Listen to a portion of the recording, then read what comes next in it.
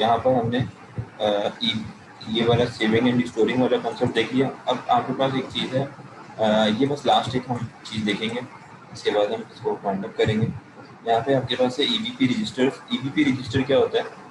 जैसे आपने पहले किया था कि आपने ईसीएक्स, जैसे आपने वो नेस्टेड लूप पर एग्जांपल देखी जहाँ पर एक जनरल पर्पस रजिस्टर की वैल्यू स्टोर करवा दी थी स्टैक में ताकि वो चेंज ना हो सके, ठीक है, ओवरराइट ना हो सके, क्योंकि ईसीएक्स की वैल्यू तो ओवरराइट हो जाएगी लेकिन स्टैक की वैल्यू ओवरराइट नहीं होगी जब तक आप उसको पुश या पॉप नहीं करेंगे, ठीक है। तो यहाँ पर क्या यूज हो रहा है, उसी चीज़ का इम्प्लीमेंटेशन हो रही है। ईबीपी जब आप स्टैक का इस्तेमाल करेंगे एज अ स्टैक के एड्रेसेस इस्तेमाल करेंगे, ईएसपी रजिस्टर यूज कर रहे थे ना हम यहाँ पर।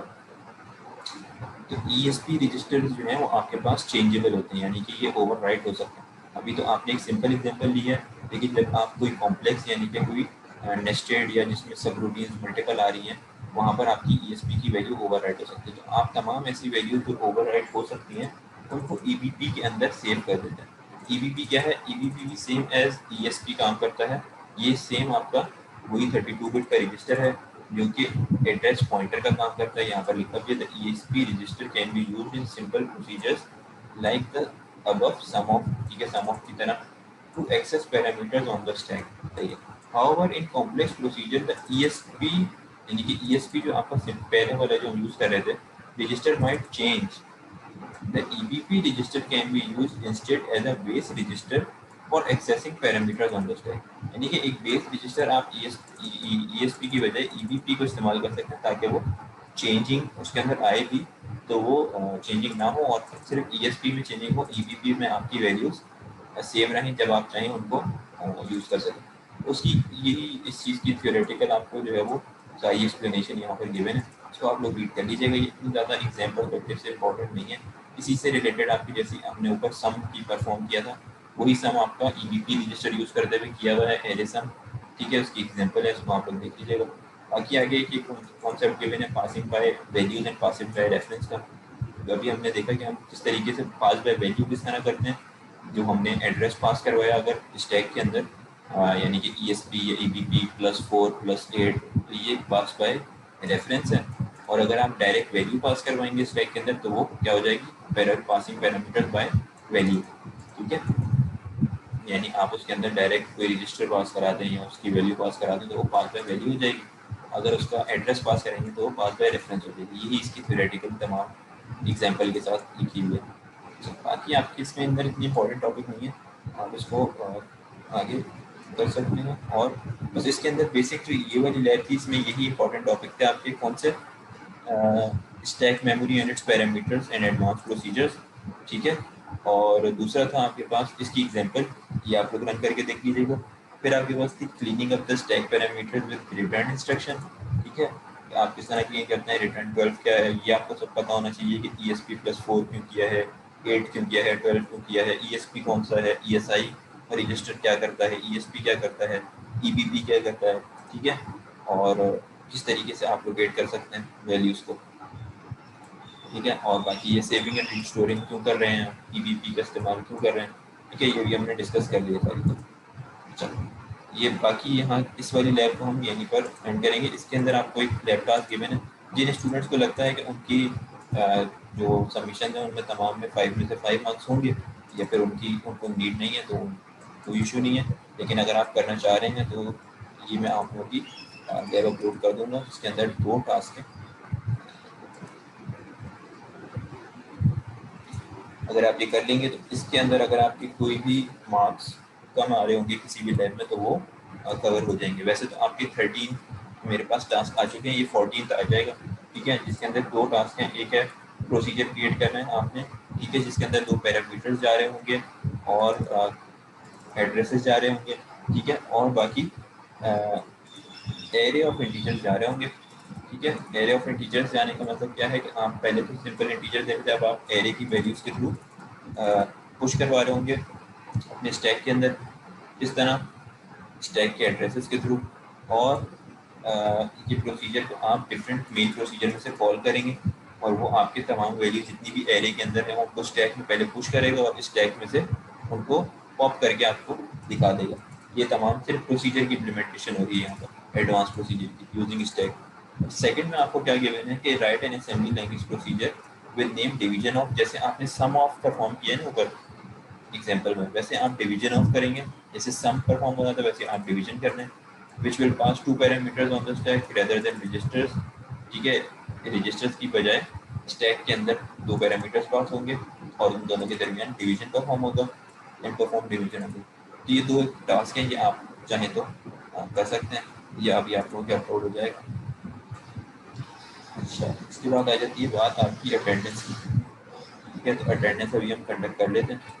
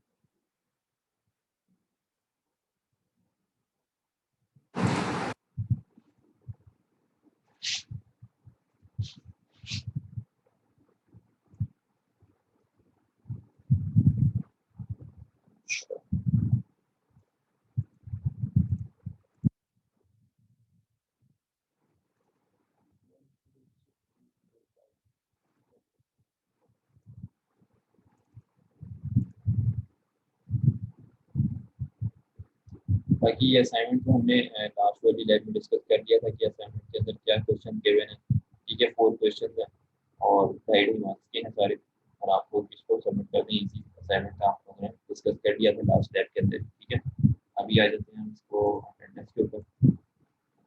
अच्छा, ये बात सब याद में याद रखें, आपकी जो लैब एग्जाम है उसके अंदर कोई ये चीज़ नेग्लिजेंस नहीं चलेगी कि सर हमें पता नहीं था या हम लेट हुई। आप ऑनलाइन ही होगा। ऑनलाइन का मतलब है कि ऑनलाइन में आपकी एलएमएस के ऊपर अपलोडेड होगा, आपको विजिबल हो जाएगा जैसे ही 8:40 होंगे। 8:40 पे जैसे विजिबल होगा और 11:40 पे आपका ये एंड हो जाएगा। 10:40 सॉरी, 2 आवर्स का आपका ये लैब एग्जाम होगा। बाकी लास्ट 1 आवर जो होगा उसमें आपने क्लास में ज्वाइन होना होगा, जो आपकी क्लास मीटिंग होती है। अब उसी में आपके सामने ही आपके जो लैब एग्जाम है वो चेक हो जाएंगे और आपको मार्क्स पता चलते जाएंगे। जैसे स्टूडेंट का पता लग रहा होगा कि ये पूरा पूरा कॉपीड असाइनमेंट है, यानी कि इसको कॉपीड है और वो मुझे ऐसा लगेगा कि कॉपीड है, उसके अंदर इसने कुछ नहीं किया, उससे स्टूडेंट का वहाँ पर वाइवा हो जाएगा। ठीक है, बाकी मोस्ट ऑफ द स्टूडेंट जिन्होंने खुद से किया होगा उनके वहीं पर मार्किंग होके और आप उनको शो देगी। ठीक है, तो 2 आवर्स का असाइनमेंट होगा और उसी 2 आवर्स के अंदर आपने सबमिशन भी देनी होगी। ठीक है, चलो, कर लेते हैं।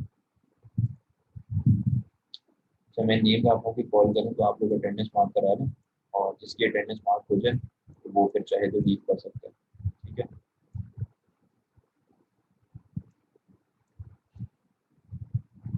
चलिए, मोहम्मद रहीम अख्तर।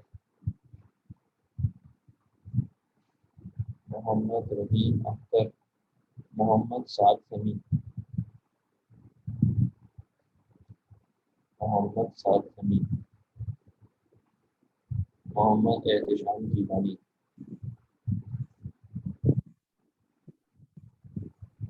तकी अहमद। तकी अहमद।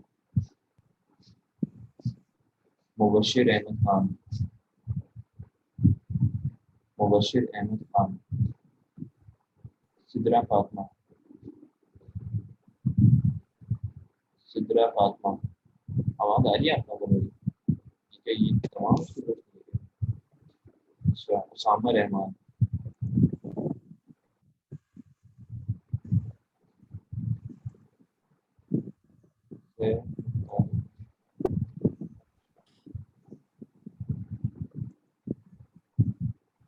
सैफ मोहम्मद प्रेजेंट हैं और मोहम्मद मुश्तबा। माइक खोल के जो है ना आप प्रेजेंट मत मार के आ रहे इस तरह तो। अच्छा, फरजंद अली माइक ओपन करके करा रहे हैं इस तरह तो फिर मैं चैट पढ़ कर present Mohammad Mustafa present. Farzand Ali, Yes, sir. Present, sir. Mohammad Huzaifa Khan, Mohammad Huzaifa Khan,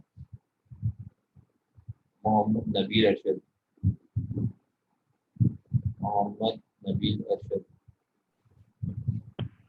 गुलाम Mustafa, present sir. Mohammad Aris, present sir. Kareeb Ali. Present sir. अगर आप लोग जिनकी अटेंडेंस होती है वो लीव करना चाह रहे हैं तो आप लीव कर सकते हैं। ठीक है, Mubashir Ayaz, Present. Hafiz Abdul Wajid, Yes, sir. Present. Fahad, Yes, sir. Fahad.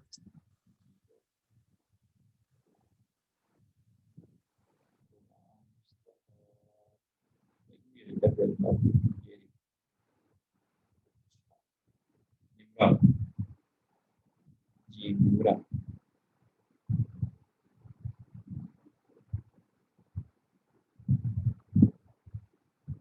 नायाब, Mohammad Ali, present sir. Mohammad Talib Farooq, present sir. Salman Saeed Khan, sir present. Asma Ghafoor, जी आसमा गफूर, मोहम्मद हारिस जफर,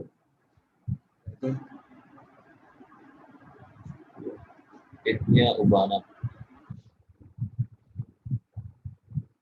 इत्तिया उबाना, मोहम्मद बिलाल, प्रेजेंट सर। शाइस्ता शरीफ, शाइस्ता शरीफ,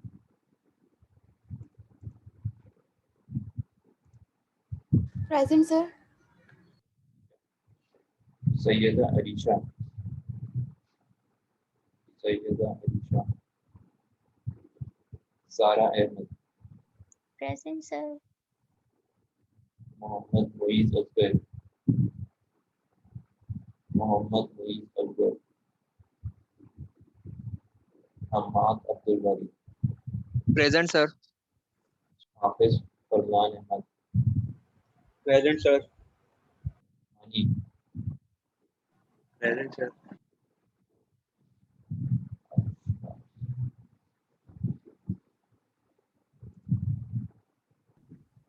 सर एग्जाम में कितने क्वेश्चन होंगे देखिए डिपेंड करता है सर मेरी भी लगा दो।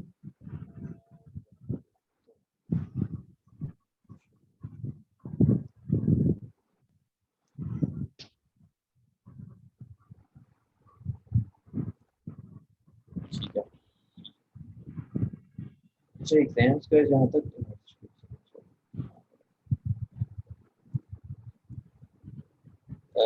एग्जाम की जहाँ तक ताल्लुक है तो एग्जाम के अंदर आपके पॉसिबल है कि 4 क्वेश्चन हो और पॉसिबल ये भी है कि शायद 5 क्वेश्चन हो, डिपेंड करता है। और ये भी पॉसिबल है कि आप जितने स्टूडेंट्स हैं सबके 2 या 3 पेपर बने और सबको डिफरेंट डिफरेंट पेपर असाइन, ठीक है, ये चीज़ भी पॉसिबल है। ये आपको एग्जाम वाले दिन ही पता लगेगा। 20th को आपका 21st को आपका एग्जाम होगा, ठीक है। इस चीज़ को याद रखें, जो स्टूडेंट्स आपकी ज्वाइन आज नहीं भी हुए उनको भी आप अपने फ्रेंड्स को बता दें ताकि किसी की बात में ये एक्सक्यूज न चले कि ये 21st को एग्जाम के बाद आपका किसी का भी लेट एग्जाम पॉसिबल ही नहीं है, ठीक है। लैब एग्जाम के टाइम पे जो आ गया या जिसने लैब एग्जाम के टाइम पे 2 आवर्स के अंदर सबमिशन दे दी उसका लैब एग्जाम हो जाएगा, जिसने नहीं दी उसकी कैंसिलेशन हो जाएगी। अच्छा ये बेहतर ये है कि आप लोग सबमिशन दे दें ताकि आगे आप लोगों को इशू ना हो और ईजी असाइनमेंट होगा, ईजी आपका लैब एग्जाम होगा। मैं आपको बता देता हूँ यहाँ पर जो स्टूडेंट्स अभी नहीं गए चलो उनका एक फायदा भी देखें तो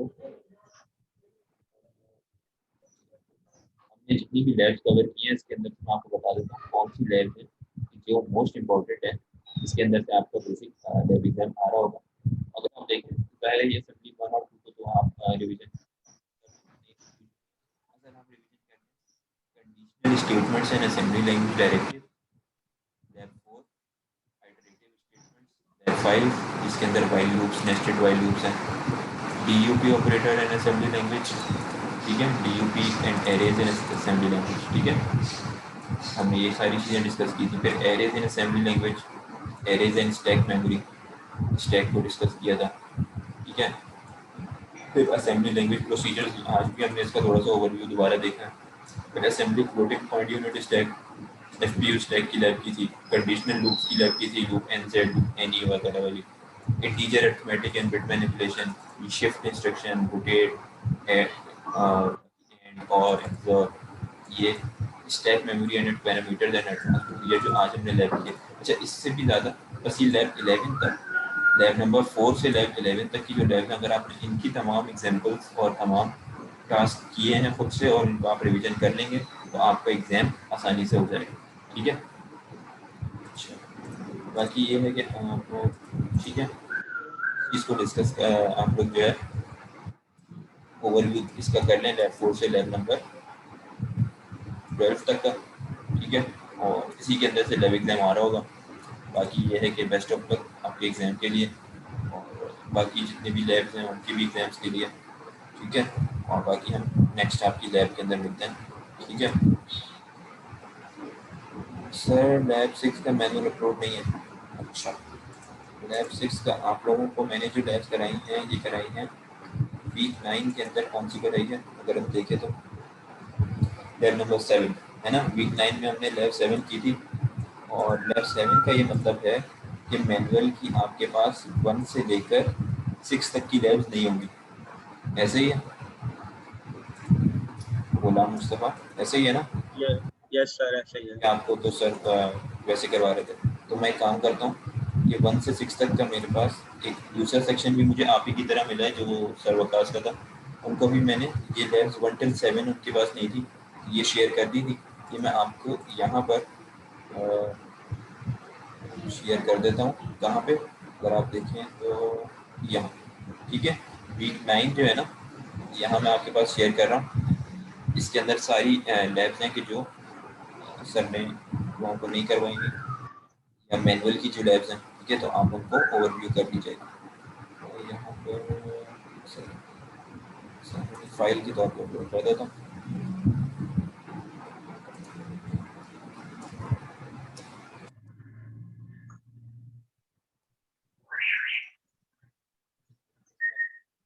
वैसे तो ये तमाम कॉन्सेप्ट्स इसके अंदर जो लैब में है वो आप लोग पढ़ चुके हैं, लेकिन आप लोग ओवरव्यू कर लेंगे तो आप